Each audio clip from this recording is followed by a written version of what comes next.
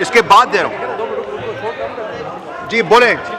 शुक्रिया जनाब deputy speaker साहब for giving me the opportunity. सबसे पहले तो मैं इसके बाद अपनी दे रहा हूँ। पार्टी के कायद आपको दे रहा हूँ जनाब बिलावल भुट्टो जरदारी साहब का, सदर आसिफ अली जरदारी साहब का, अपने वालिद सैयद यूसुफ रजा गिलानी साहब का और अपने हलके के नौजवानों का शुक्रिया अदा करता हूं कि जिन्होंने मुझ पे एतमाद किया है। मैं इसके पाकिस्तान मुस्लिम लीग नवाज कर रहे हैं। इसके बाद मियाँ मोहम्मद नवाज शरीफ साहब का, मियाँ मोहम्मद शहबाज शरीफ साहब वज़ीर आज़म साहब का और मरियम नवाज साहिबा का शुक्रिया अदा करता हूं जिन्होंने मेरी सपोर्ट की है और चार्टर ऑफ डेमोक्रेसी की स्पिरिट को बरकरार नहीं रखा हो है। सकती गैलरी से प्लीज। जनाब स्पीकर, मेरे लिए ये एजाज़ की बात है कि जिस सीट पे मैं बैठा हूं वो मेरे वालिद सैयद यूसुफ रजा गिलानी साहब की सीट है और इस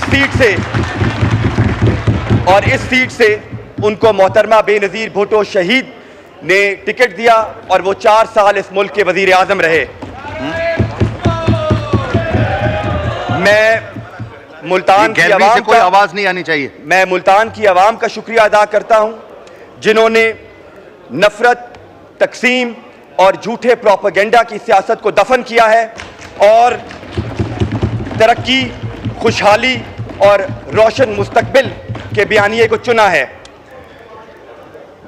जनाब स्पीकर, जिस खित्ते से हमारा ताल्लुक़ है वो जनूबी पंजाब है और जनूबी पंजाब की आवाम की महरूमियों के अजाले के लिए हमारी डिमांड है कि हमारा एक अलहदा सूबा होना चाहिए जिसकी आवाज़ हम इंशाअल्लाह ताला कौमी असम्बली में उठाते रहेंगे।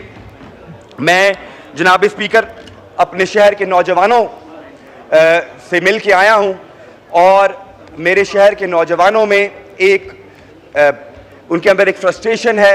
मैं चाहता हूँ कि इस ऐवान को रियलाइज़ होना चाहिए और हमें अपने नौजवानों को इस बजट में होप देने की ज़रूरत है और जिसमें हमें इस मुल्क में आईटी एमरजेंसी नाफिज करनी चाहिए।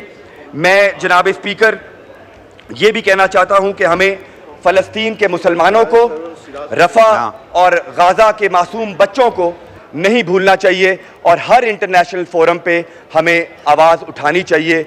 शुक्रिया जनाब speaker for giving me the opportunity.